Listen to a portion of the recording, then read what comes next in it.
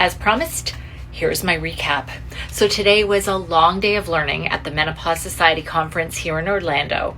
I've really enjoyed connecting with other practitioners who are focused on midlife women's health and spending some time with my colleagues, Dr. Shafina Premji and Dr. Allison Shea, both of whom you should follow if you don't already.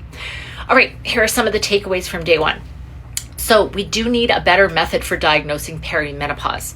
It was suggested that every woman would ideally be sat down around age 35 to have a talk that would prepare them for this transition, but we all know that's not going to happen. Family doctors are stretched thin, office visits are short, and we don't learn about perimenopause anyway. But the idea is to recognize that perimenopause doesn't always fit that mold of like periods change, you get hot flashes, etc.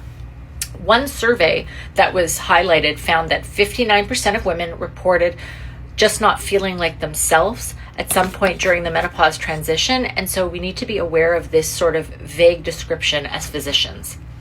Another great talk centered on the more unrecognized symptoms of perimenopause, specifically tinnitus and burning tongue syndrome. So I've, of course, had women come to me with these symptoms, and they do tend to be more prevalent in women, and especially between ages 50 and 70. We happen to have estrogen receptors in the auditory section of our brainstem and in our inner ear, and of course within the oral mucosa, but this doesn't necessarily mean we have any definitive research into managing these symptoms or evidence that hormone therapy fixes them.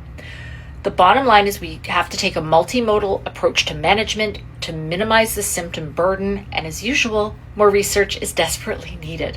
Oh, and one other important note, you never want to assume burning mouth or oral sores are due to perimenopause until you see a qualified doctor to rule out something structural, because you don't want to miss something like an oral cancer. So, mood was a big topic today.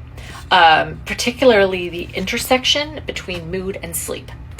It caused a bit of friendly controversy because there's actually no conclusive data that hormone therapy improves sleep or mood in women. However, we also all acknowledge that in our experience, it does seem to help a lot of women in this regard.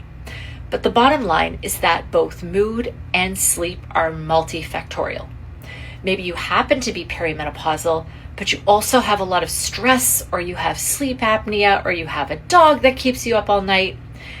We may need to offer a number of different treatments in combination to help improve your restorative sleep and help you feel more like your old self again.